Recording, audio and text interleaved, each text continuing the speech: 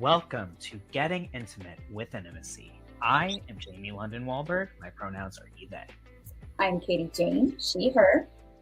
And I am May. This is a space for deep exploration of the mind, body, and soul connection. Getting Intimate with Intimacy covers consistent multimedia content spanning all forms of intimacy, from sexual to intellectual, and everything in between. Our content is created for all beings, bodies, and abilities, age 18 and up. And it can be enjoyed on YouTube as well as OnlyFans and InsightTimer. The links will be in the description on for our live streams. We're really looking forward to experiencing the infinite layers of intimacy with you. And remember, intimacy starts within.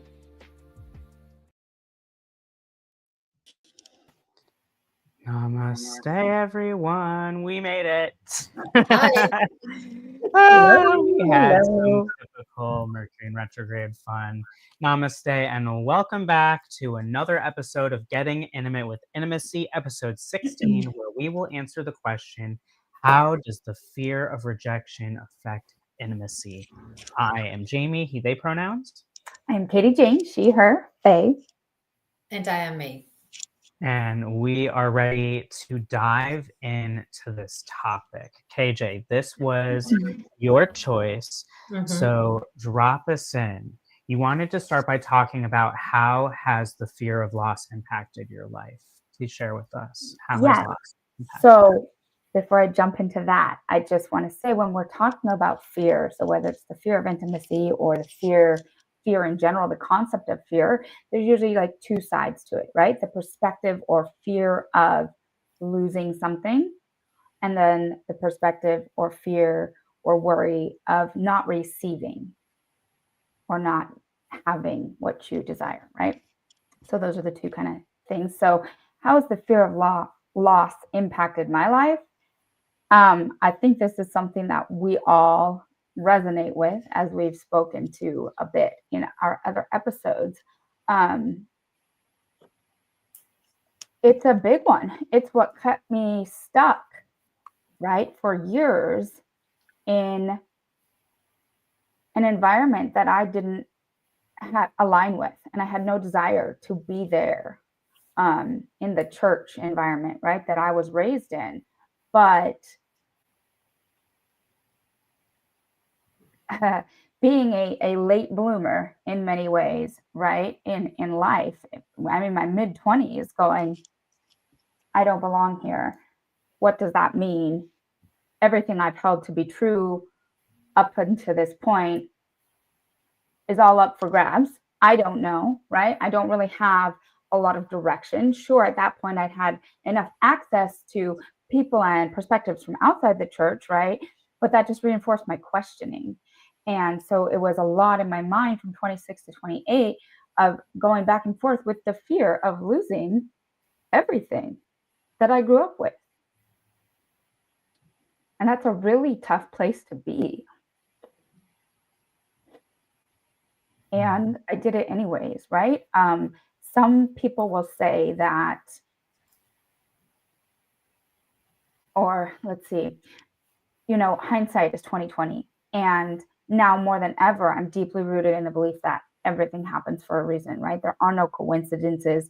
Things happened the way that they happened to get me to the point that I'm at. And so I can clearly see, because of that amount of confusion, because 26 years of programming that didn't resonate with my soul, I was in a deep state of confusion, and I needed a hard pivot to get out, right? For them to literally push me out of the house and therefore out of that environment. And so, but that was a big part of what took me so long, was that fear of loss, fear of rejection, fear of losing my entire friend network, extended family, and all of that happened.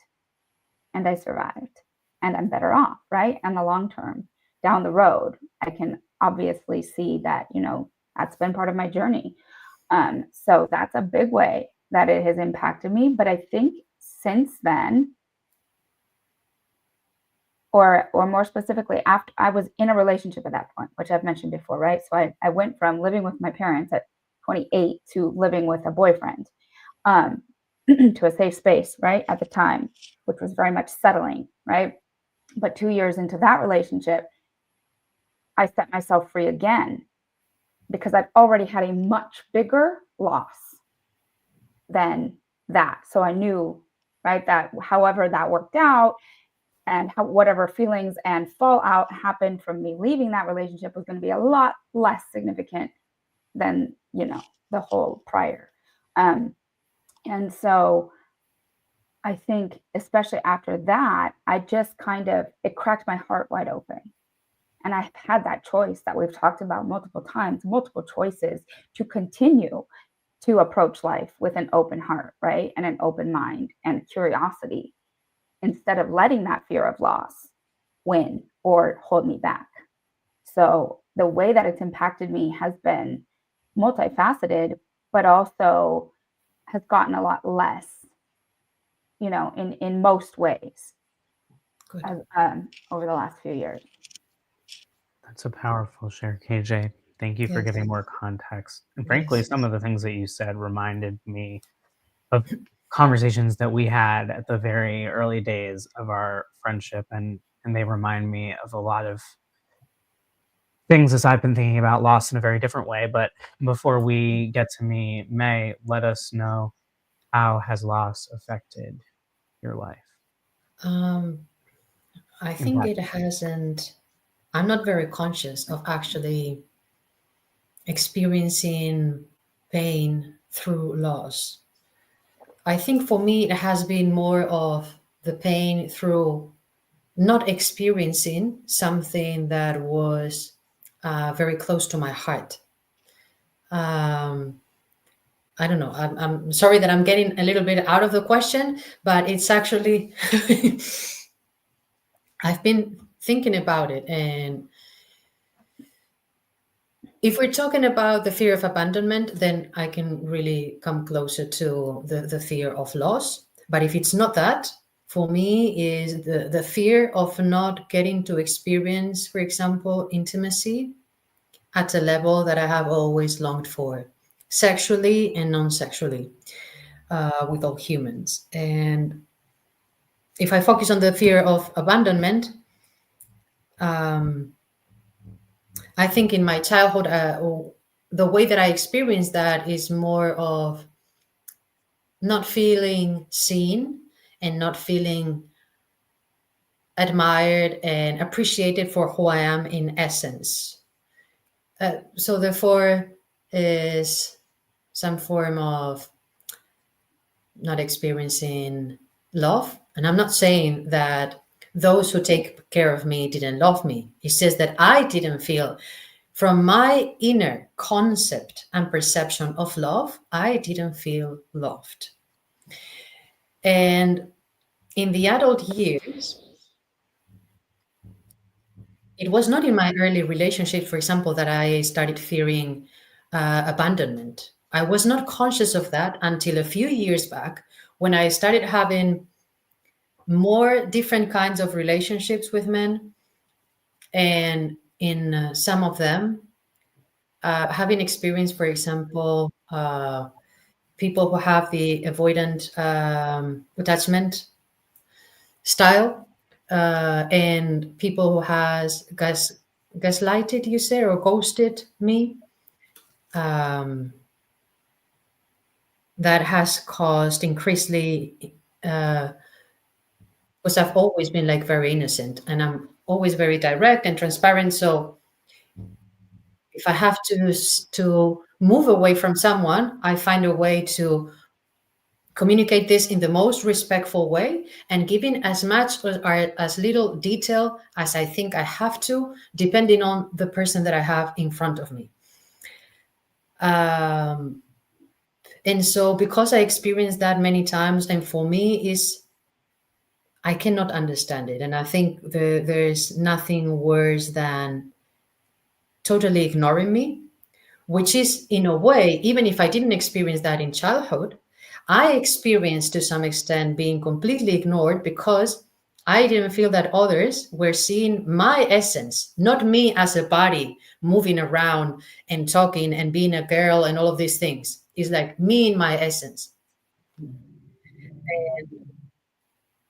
I guess that now I'm trying to deal the best that I can with this fear of abandonment from men that could affect the way that I naturally open my heart and give myself fully to others, which I love. And I love receiving love and attention and everything. I don't have any filters as far as I'm concerned, as if I'm aware that I love giving and receiving equally. But I've noticed that because of very negative experiences from my perspective, they have created this fear of anyone, anytime can just run away and give no explanation whatsoever. But life on Earth is risky. It sounds like both of you spoke to a lot of different things that I resonate. It's having me realize almost as if in this, I think for the first time in this perspective, as the person I am now, I'm realizing how much loss has been a huge part of my life. And that with the huge amount of loss has also been a huge amount of receiving through choices, and the perspective of a child with loss versus an adult with loss is not Mhm. even in the same solar system to me. Mhm. To me, May, and hearing your share, and KJ as well, KJ, you started beautifully by discussing these two different major aspects of loss. And through listening to both of you, I'm realizing that loss as a concept and a word, to me, I would phrase that as an umbrella term. And what I mean by that is something that is so large that a lot of different other things fit into it, right? And so loss is a powerful emotion that abandonment fits into, and lack of receiving, and, rejection, like all of these things fit in to rejection, which is really what we're talking about. But somehow we immediately went into like loss and abandonment. And so it's showing me sort of, loss is this umbrella term, and rejection is a very specific part of loss. And yet these are all so woven together that it's almost impossible in a way, depending on who you're with and talking to, unless you're talking to people who have like the exact same experience you do. And even still, the emotions, like it's really tough to leave those out. They all hit grief, right? Like all of these words come from rejection, because with rejection you feel loss, you can feel abandoned, and you can feel grief. Like, so actually maybe rejection is the umbrella term. Yeah. And loss underneath it.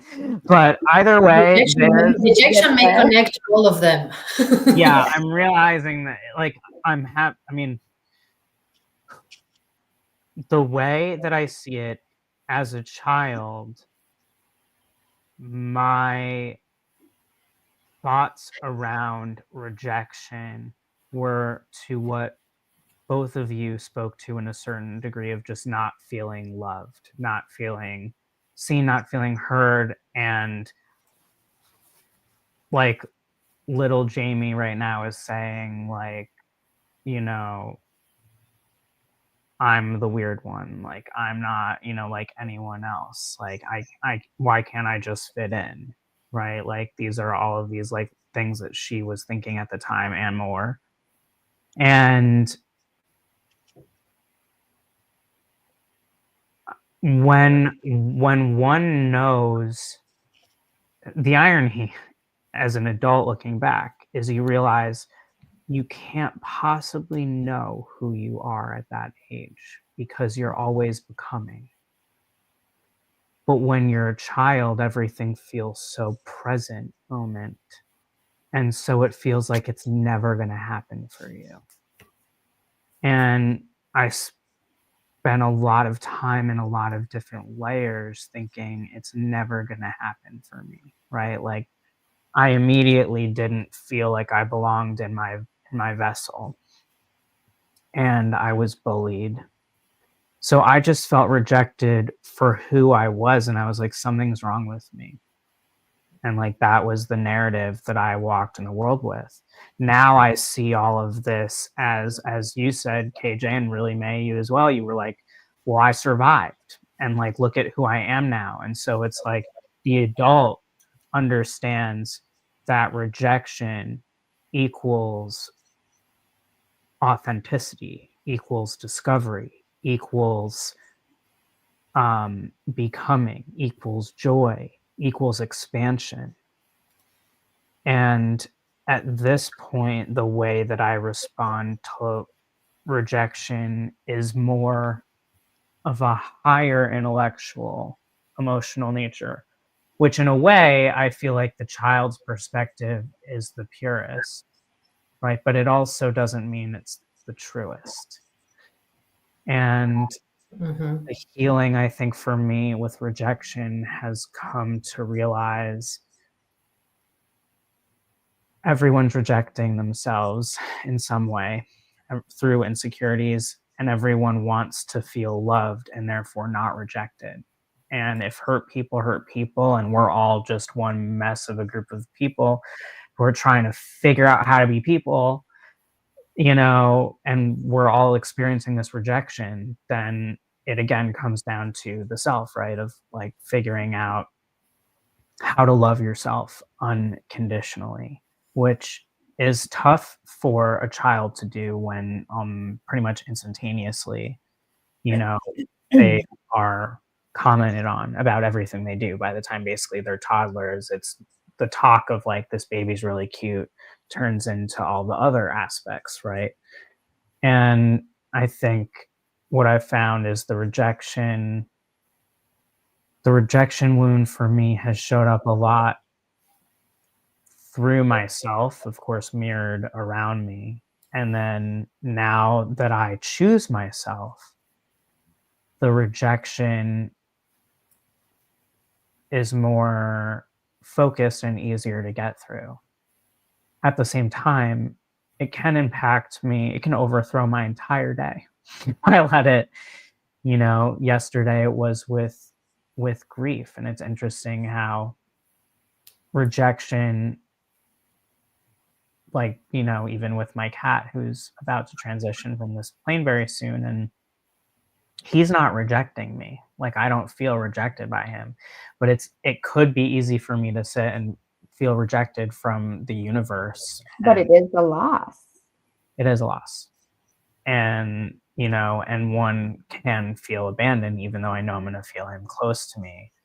So I don't know. This is a very layered topic. I'm so grateful we're doing a deep dive, because I feel like we could have an entire thing on this. But, you know, I guess what I'm really taking from the three of us is rejection affects our intimacy deeply on a moment-to-moment basis that transforms as you get older through the main concept of that intimacy is knowing and understanding and connecting with. And when you feel rejection, you feel a loss of connection.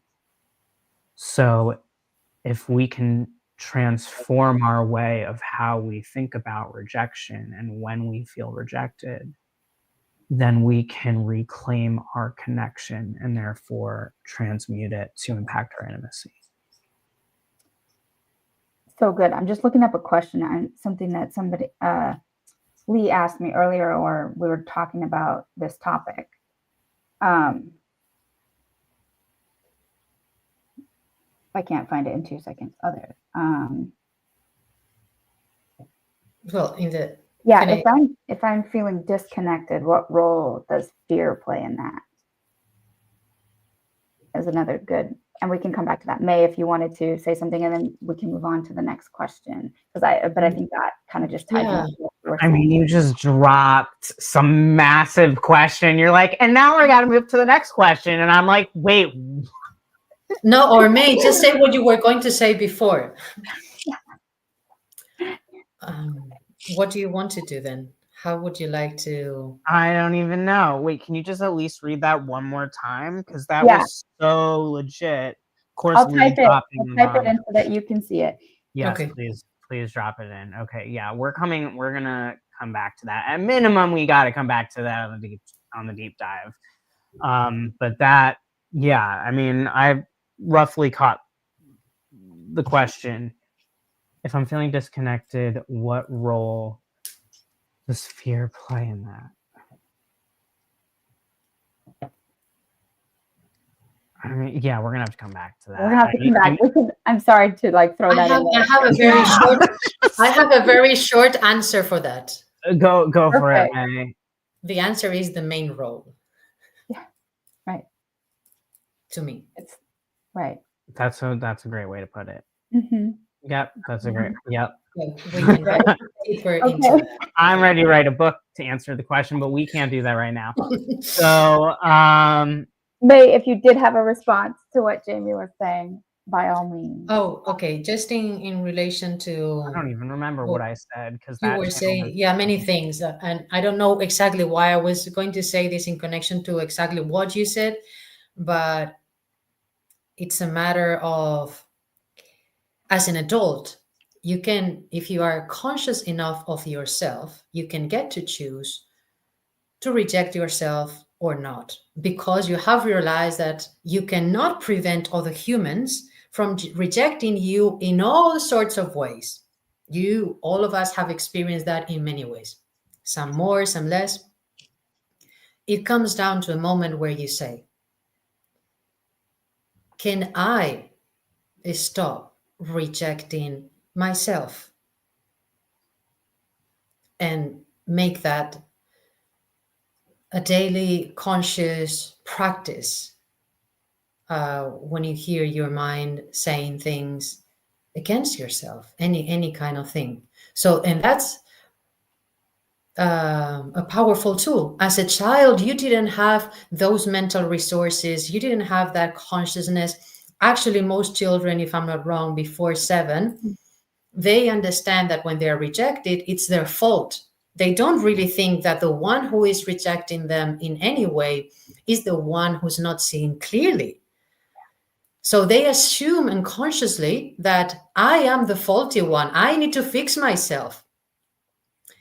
Once you are an adult, if we don't realize that there's nothing to be fixed, at least not from a place of fear, then we keep on repeating these inner wounds and not only feeling them inside as dragging them from the past, but they keep on reactivating in similar situations in our lives. Some people used a certain word.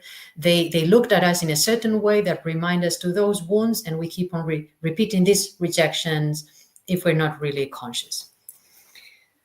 Yeah. That was a little bit it. Yeah, it comes again down to that unconditional self-love, right? Because that's the opposite of that rejection. And Lee says, yes, what is the story I'm telling about me? It's telling me about me. Telling me about me, yeah.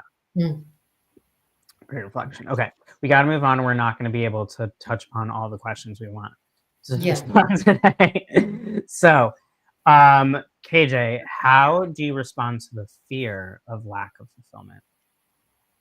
Yes. So while you were talking, I'm really glad that the conversation has kind of gone like childhood and adulthood, right? Because it's actually such valuable perspectives, right?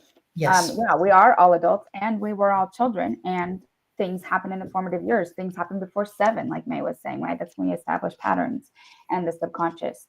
But what I was thinking about, how do you respond to the fear of lack of fulfillment? So that's the fear or the worry of not receiving, right? Not getting, not having, not being fulfilled. And I can give more context because what came up was a realization I had when I was 21 years old. When I was 19, I had the opportunity to go and live in Norway for a year and work and live at the International Conference Center where our church was started in Norway, the one that I grew up in. And I turned 20 while I was there. And then when I got home, about 7 months later after that is when I turned 21. And I remember sometime after I turned 21, I had a couple of really deep realizations that were also incredibly painful, because the concept that I'm about to tell you, it just seems so far outside the realm of possibility for me at that time. Up until then, the story that I knew, it was cognitive dissonance, right? This is part of where like my big questioning started. So because I remember having this deep feeling, first and foremost, that my father would never walk me down the aisle. And we know now it's because he's no longer on the planet and I hadn't met the right one, right? I didn't even have that opportunity. Mm-hmm. But I had that deep knowing. But what at the time, what I thought it meant was that it was tied to the fact that in order for me to find fulfilling love, I could not see. I had this like very deep, like, that word is escaping me, but just this, conviction that I could not find a marriage partner in the church, even though the church was technically worldwide. Even at that point, I was like, I don't see me meeting anybody that can accept all of me, because there's something wrong with me, according to the standards I was raised with. And so what does that mean, Katie? Am I supposed to be single forever and miserable, like sad and depressed because I had that longing for a love connection? And I was told that it could only happen with somebody in the church, right? Or does that mean me leaving the church and then everything is up for grabs? I have no idea whether I'll actually even be truly happy one way or the other, right? So one way or the other, there was that dissonance of I can't see or feel my family being at my wedding, which was extremely hurtful at that point when I was still in that environment and still living with my family. And so it did, like, circling back to what I was saying earlier, the way I used to respond was analysis paralysis, right? Was just spinning in my head, not having anybody to talk to, not having other perspective, or feeling really challenged to find other perspective. Or if another perspective occurred to me, again, I was just questioning it, right? Back and forth and back and forth. I had nothing, no sounding board outside of the church at that point. So it used to be that analysis paralysis, spinning and spiraling. But as I've gotten clearly away from that environment, it's more like a catalyst for me. So like the fear of rejection or the fear of lack of fulfillment, even if it comes true, then I'm like, okay, how am I rebuilding? Or how does this actually affect who I am? Is it something that is going to prompt me to change part of who I am? Or is it just going to prove who is not for me, right? At this point in time. Does it feel good? Absolutely not. Like, as a super social, super loving and caring Scorpio, ending any kind of relationship and attachment is my least favorite thing, right? And like May said, ghosting, the worst, the absolute worst. I want the closure. I want you to at least tell me, give me the courtesy and respect of telling me what is going on, and then we can part ways, right? So I definitely do feel that. I feel now that the fear of lack of fulfillment, I mean, I can still see my tendency to like kind of get stuck in a little eddy, like a whirlpool, right? But I move through it faster because I'm now much more in touch and aligned with who I am and what I value and my desire and commitment to grow, right? So that even when these things happen and I experience lack of fulfillment or I experience rejection, I'm going to contemplate it. I'm going to process through the emotions. Yes. And I feel like I move through it much faster. And lately it's just been a kind of a meter of like, okay, coming back to center, just reaffirming for myself what is true in the moment about me. What is the story that I'm telling me about me? And me is where it always comes back to. That's some powerful realizations. May, how do you feel that you respond to the fear of lack of fulfillment? I think for me, most of my life, I was confused about what fulfillment is and where it comes from. And I thought it was things in this world should fulfill me.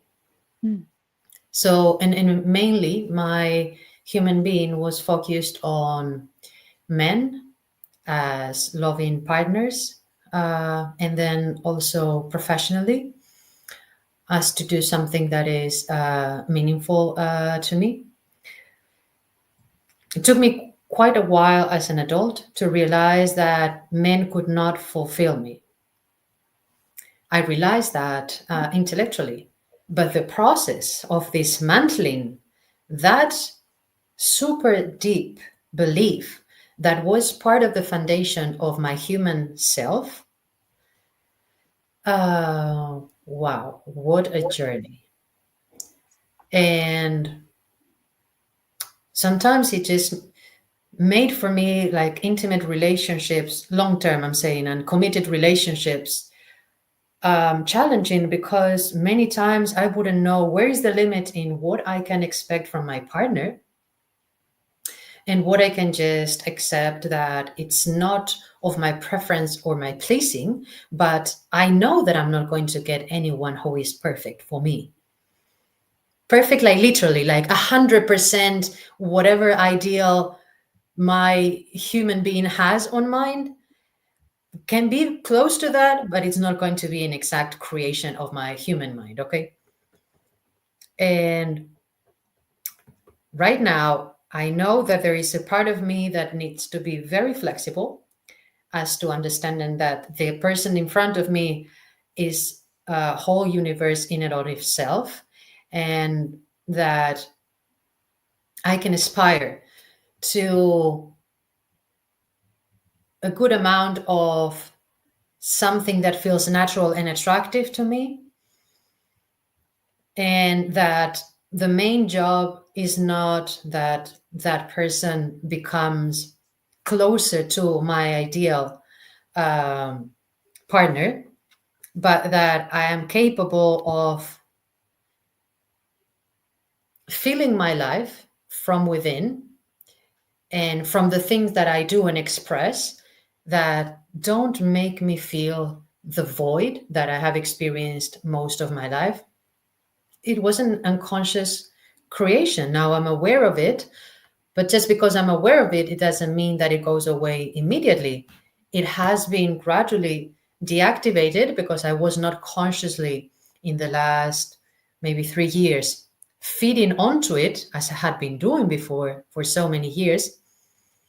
And now is I know that I can only feel fulfilled from myself, and yet even biologically there are pulsations in me that have some form of desires and expectations of the humans that I relate with, and especially those that I relate with intimately, because the sexual energy is very active. So there is more tension, and I don't say that negatively, but there is more of I want to give and I want to receive more of this person in a certain way. And I'm becoming more skillful at managing these expectations that a part of me has, which are understandable and they're natural from a human perspective. And at the same time, reminding myself and working each day to build a life/lifestyle that feels fulfilling in the present moment. Like there is no expectation of the future of let's hope that this happens, let's hope that I become this, let's hope that my partner does that. No, it's like this is this that I'm doing now, this that I'm speaking, this that I'm feeling, giving or receiving is already making me feel whole, because it comes from my core energy, from my true essence. And that's the only way that I have realized that I can feel fulfilled, only when I'm truly in that energy, however it wants to express.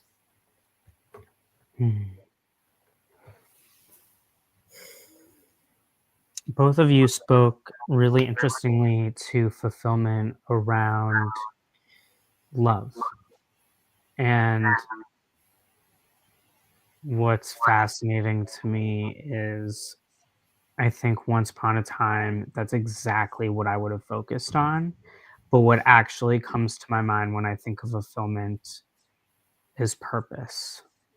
And it's my general response to the fear of lack of fulfillment is for me, lack of fulfillment is not fulfilling my purpose. And so I do. I take actions, and previously I overdid.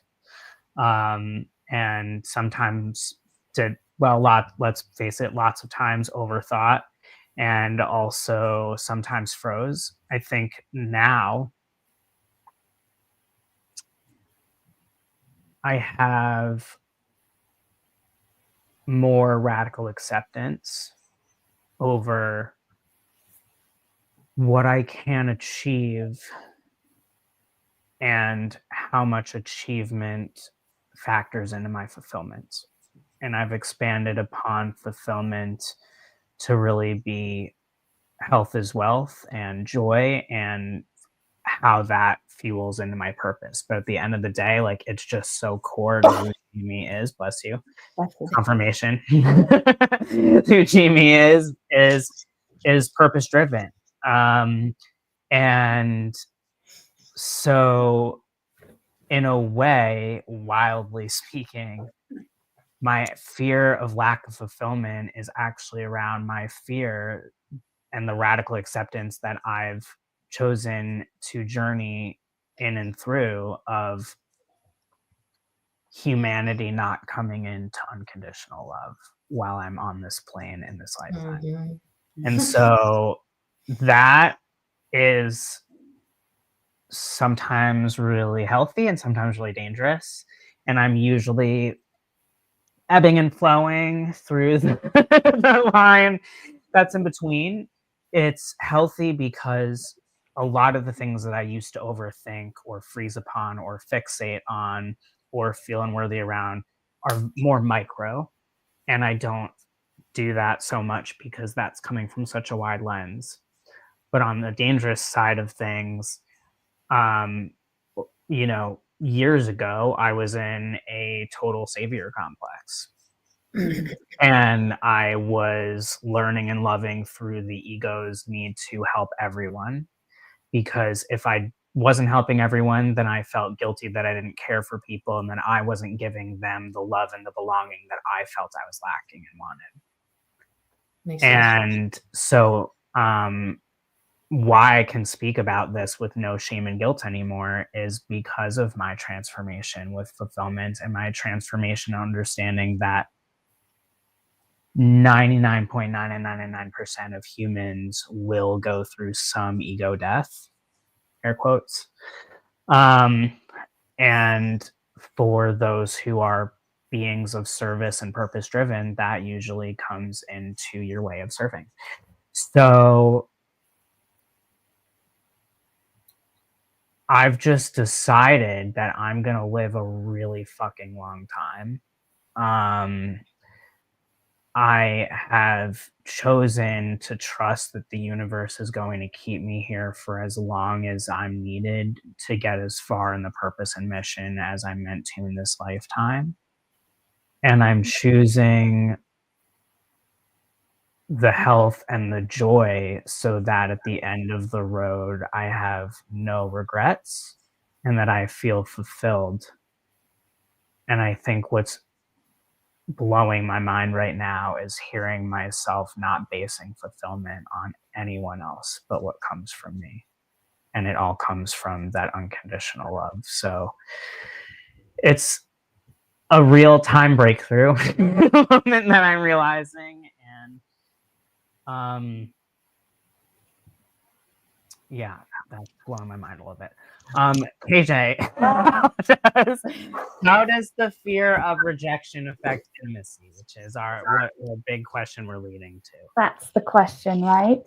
And what I'm loving that I'm realizing, like, there's so much. I'm so glad we're doing a deep dive as well. Like, oh my goodness, there's so much more. So much more. But now there's maybe a shadow. Does it affect me, like, to a very, very small degree? But I think overall, I've come to a place where I don't know, it's kind of difficult to say because I'm not perfect and I'm not saying I am, but I don't feel that the fear of rejection does affect intimacy for me very much. But I've worked to get here, right? It comes to me the big factor is when I decided truly for myself to live authentically, right? To speak my authentic truth moment to moment and let the chips fall where they will. And that comes in multiple areas. And I mean, every aspect of life, right? Being authentic means being authentic and speaking my truth. And also speaking the truth in situations where somebody else can't speak their own truth, right? Or they're being maligned, right? And I can clearly see the truth and be like, hey, actually, this is what it is. Because I can clearly see, like, something that happened last year. I think both of you know, Jayme, for sure, about how I lost a job for speaking the truth. I knew it was a risk and I felt compelled, like so compelled to speak the truth. So I also have zero regrets. And I know that I did the right thing, but I was attacked by my superiors and they really tried to make me feel like I did something wrong, right? It's a nasty feeling when people do that to you. It's gross. It gave me anxiety, but I don't regret it, right? And I don't let that fear stand in the way of pursuing or still having the desire to experience intimacy in different layers and different areas of my life. Because if I let it, I wouldn't experience intimacy, right? It's about, again, it really just comes back to the desire, like the core value of authenticity for me. I desire that for other people, right? So I'm going to hold that space for everybody to show up as their authentic self. And even if I saw a higher version and they weren't able to meet me there, right? I'm not going to let that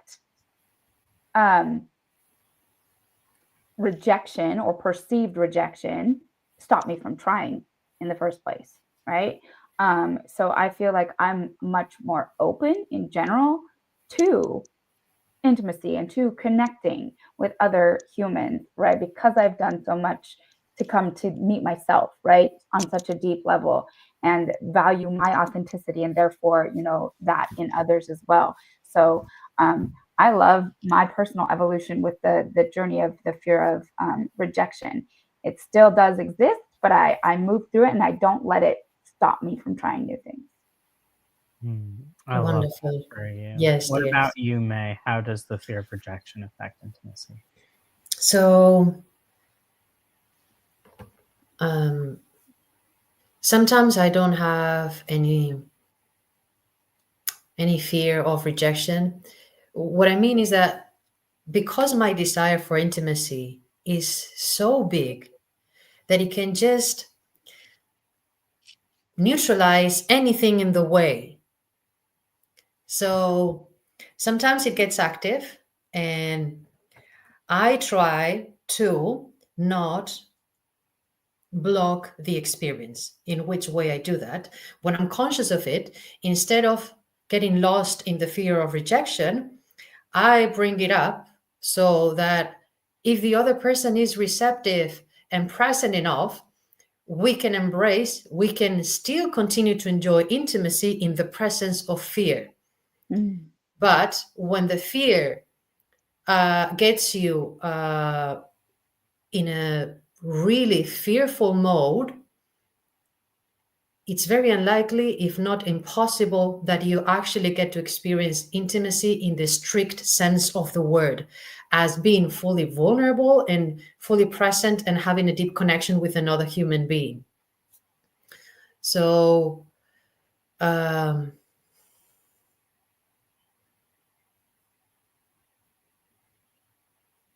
most times, actually, in the last years, is a matter of me experiencing more of the fear of, I don't think even the people that I have met with which I haven't been able to experience intimacy in the way that I just described it means to me. I don't even think that they were aware of the fear that is underneath it. So some people don't even know that they have to be courageous to experience intimacy with another human being.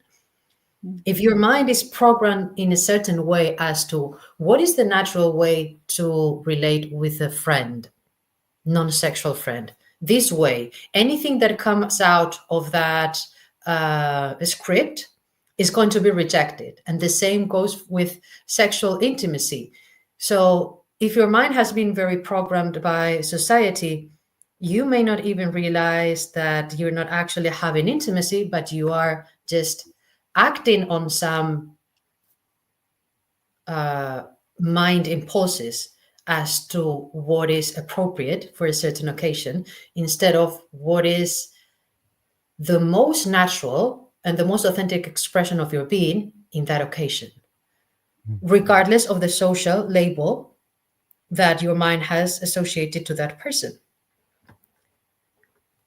And yeah, I don't think I feel much affected by it, even if sometimes I feel the fear of abandonment comes up. And this is probably the one of the two main fears in my life that if I'm not very conscious, it can bring me down rather quickly. So I have to put all of my energy when it starts to come up, thinking that the other person, they're not going to love me, they can't love me, they're going to go away any moment, and all of these things. I either am conscious enough to manage it myself, even take some time for myself if I can have some alone time. And if not, I just bring it, express it, so that hopefully that can make us come closer, even in the presence of fear. Your turn, Both dear. products. Katie needs to say something. Yeah, real quick. I just have to say, May, you literally read my mind and nailed it, because after I stopped talking, that's what I was thinking. I was like, oh, and then you put it into words, which Okay, is nice. my desire to experience intimacy is far greater than my fear of rejection at this point in my life. And that's what I'm so grateful for. And you said it. Great. And I resonate with that. And I think what I'm realizing is that for me, I'm seeing that the bridge between the fear, you know, and the intimacy is the authenticity, right? And that is the process of that unconditional self-love, where you discover yourself. For me, actually, this is where the fear of rejection affecting intimacy with my purpose is barely impactful. Like, I will have a moment of being like, man, I don't know if people really like this. And then I'm like, well, I feel called to do it. And then I go do it, and it's like, yeah, we'll see what happens. And if they don't like it, then they can tell me. And then, if people don't speak up that they don't like something, then I'll almost prompt them, and I'll be like, okay, so if you have any feedback, if you liked it or you didn't like it, then you can let me know. And when there's crickets, after a while, I was just like, oh, okay, like, people are able to adapt to my adaptability. And as I evolve people are open to my evolution. And if they're not landing, then they're not meant to be landing anymore. Where this is still impactful for me is very much in romantic and platonic love. And I would say it's still impacting me more than I want it to at this point. It's preventing me, almost in a healthier way though, ironically, from saying certain things or taking certain actions that I genuinely want to do. And the reason why I say that it's actually healthy is because I'm thinking before I act or speak more than ever. And so sometimes I'm realizing this is not the moment to share this information. Like, this is not the moment to ask this question. I'm not going to get the result that I want. And so when I go to take an action or to have a conversation, any form of communication, really, I ask myself, what do you want out of this?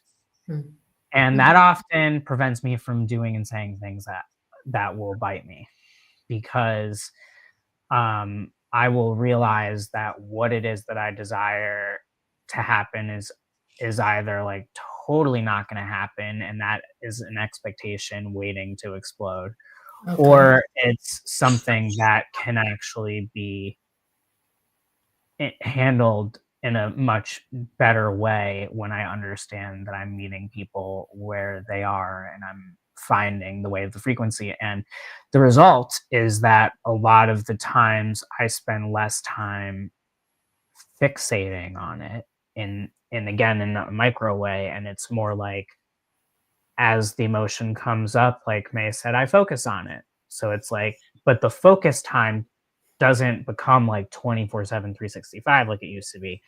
It's like, okay, I'm focused on this right now. This is what hurts. Okay.